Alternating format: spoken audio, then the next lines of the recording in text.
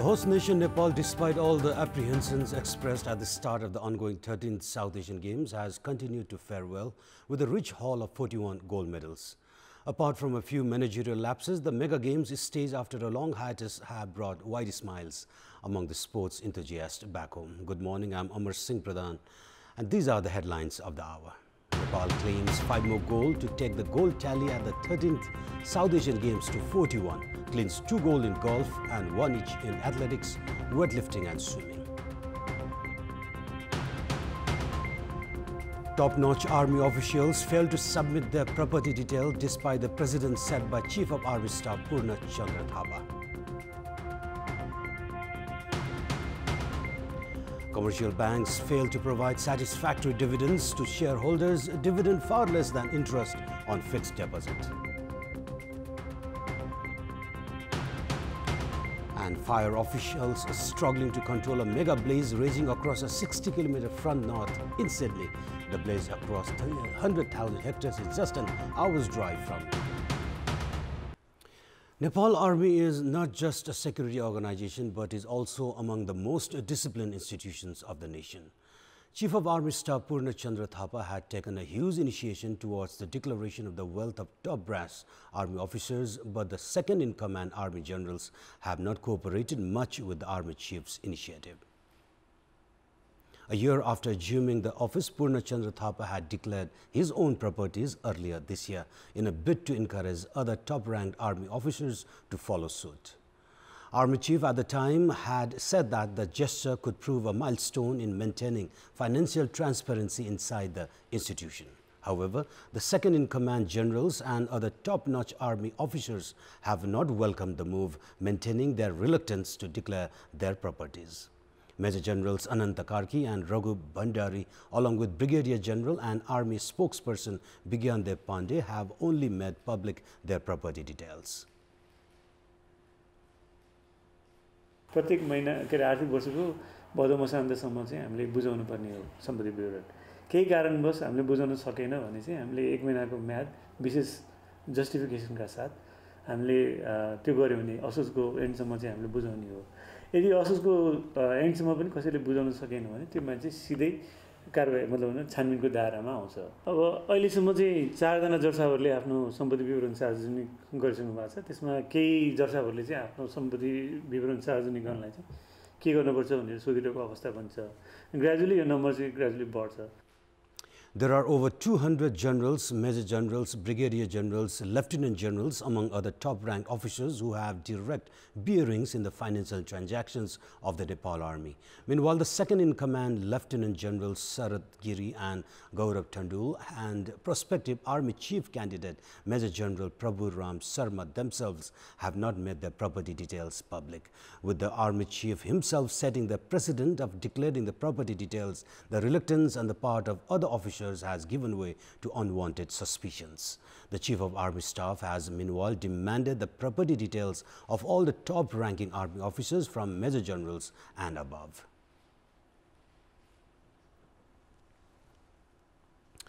And moving on, some 23 commercial banks have declared dividends to their shareholders from last fiscal year's profit. However, the dividend is far less than the interest offered on fixed deposit by these commercial banks.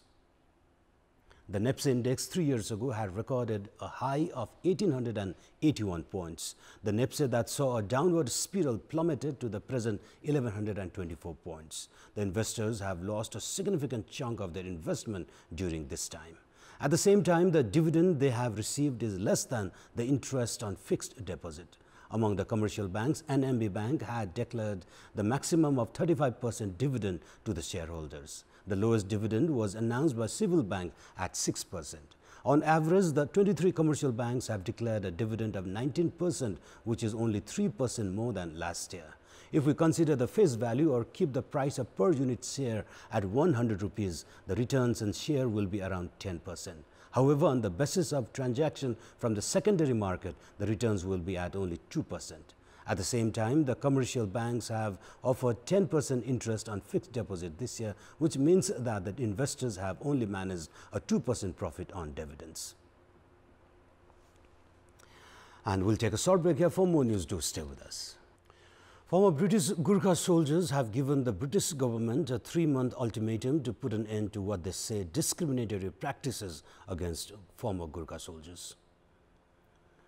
The Gurkha Satyagraha United Struggle Committee UK held a press conference in the capital yesterday and warned the British government of waging a street campaign if it did not address their demands by February 2020.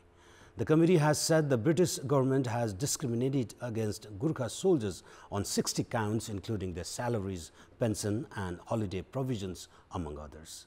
The committee said there was a need to seek for solutions based on a joint effort of the British and the Nepal government.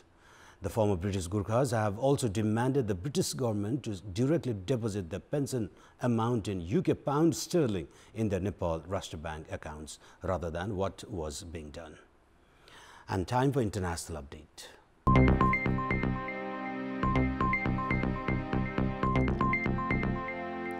Fire officials in Australia have warned that a mega blaze raging across a 60-kilometer front north in Sydney cannot currently be put out.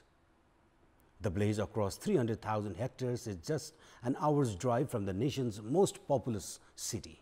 People who cannot defend their property from approaching fires have been told they should leave immediately. Since October, bushfires have killed 6 people and destroyed more than 700 homes across Australia. The severity of the blazes so early in the fire season has caused alarm and prompted calls for greater action to tackle climate change. Fires have also raged across Queensland, Victoria, South Australia, Western Australia and Tasmania. Several fires have combined to form the mega blaze north of Sydney, although more than a dozen locations are affected across New South Wales. The North Sydney blazes were sending black fumes across the city, causing a rise in medical problems. Some firefighters have expressed concern that volunteer numbers might not be enough and that there are inadequate water supplies. Next week is the next big concern, with temperatures inland of Sydney likely to cross 40 degrees. And we have more news coming up, but right now it's time for another short break. And in our public voice segment, we had asked people in Kapilvastu what kind of difficulties have they been facing due to prolonged delay in blacktopping a postal highway. Let's take a look at what they have to say. Public voice. धुलो छ यातायात छैन कहीं जानु हुनु पर्यो भने कृष्णनगर जानु पर्यो भने 2 घण्टा लाग्छ के आफ्नो यहाँ तौलिया पुग्नमा त स्थानीय वासीहरुलाई पनि अब धुलोले गर्दाखेरि चाहिँ विभिन्न रोगहरु लागिरहेछ सडक नभन्दा अप्ठ्यारो त धुलो खानु पर्छ यहाँको जनताहरुले गाडीमा बसाल्दाखेरि त अब 2 घण्टा जति लाग्छ हाम्रो तौलिया जानलाई कृष्णनगर देखि तपाईको रोल भएर काठमाडौँसम्म जोड्ने बाटो मुख्य बाटो हो यो तर अहिले सम्म यो चाहिँ यस्तै ग्रेभल चाहिँ कहिले रोलिङ गर्दिने कहिले ग्रेडिङ गर्दिने यस्तो चलिरहेको छ.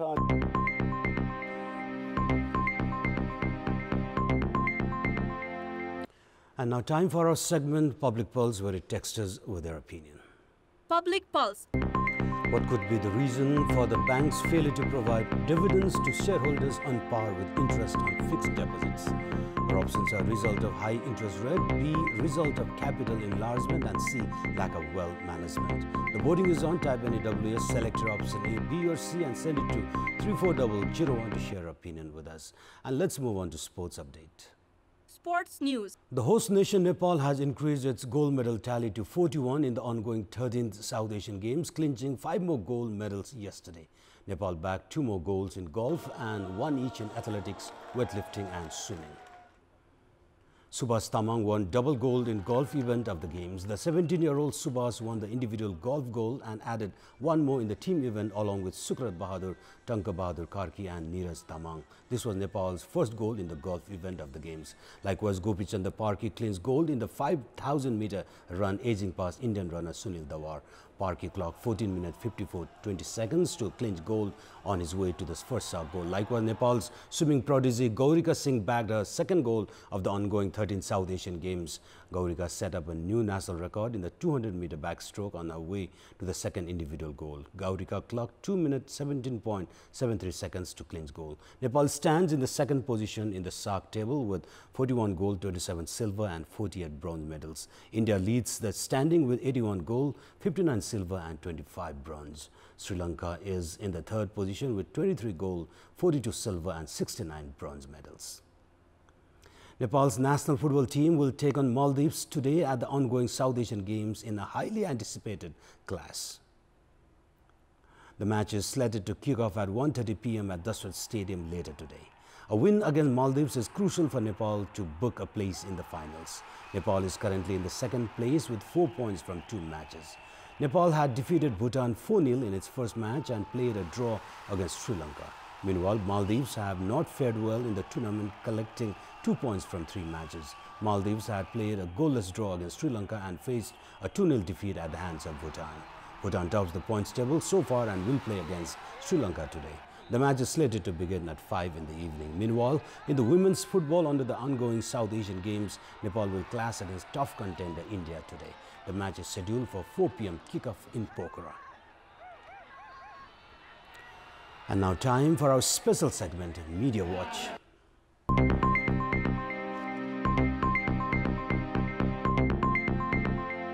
Prime Minister K.P. Sharma Oli was discharged from the Manmohan Cardiothoracic, Vascular and Transplant Center in Maharajganj on Thursday and returned to his official residence at Balwatar after spending 10 days at the hospital. Premier Oli was admitted at the hospital on 26th of November and underwent appendicitis surgery the same day. Despite several consultations on where the Premier should have his kidney transplanted, a decision has yet to be reached. Doctors have said the recently carried out appendicitis surgery does not pose any risk for the kidney transplant.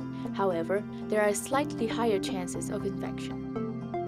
The medical students of Nepal Medical College in Birganj boycotted their examinations on Thursday, demanding for a refund of the excess fees that their colleges have charged. The protest came a day after students from Universal College of Medical Science in Rupandehi District and Chitwan Medical College in Bharatpur District boycotted their annual examinations for the same.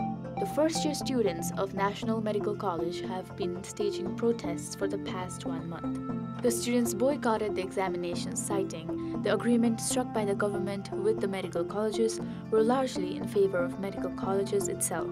The private medical colleges had agreed to either return or adjust the excess fees charged from students, following the government's ultimatum to penalize them on frauding charges. The medical colleges had signed a 2-point commitment letter on the 26th of November stating that they would adjust the excess fees and implement the fee structure as determined by the Medical Education Commission. However, the medical colleges have yet to abide by their commitment.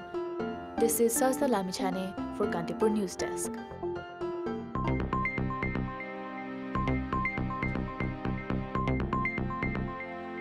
And here's a look at the top stories one more time. Nepal claims 5 more gold to take the gold tally at the 13th South Asian Games to 41. Cleans 2 gold in golf and 1 each in athletics, weightlifting and swimming. Top-notch army officials failed to submit their property details despite the precedent set by Chief of Army Staff Purna Chandra Thapa.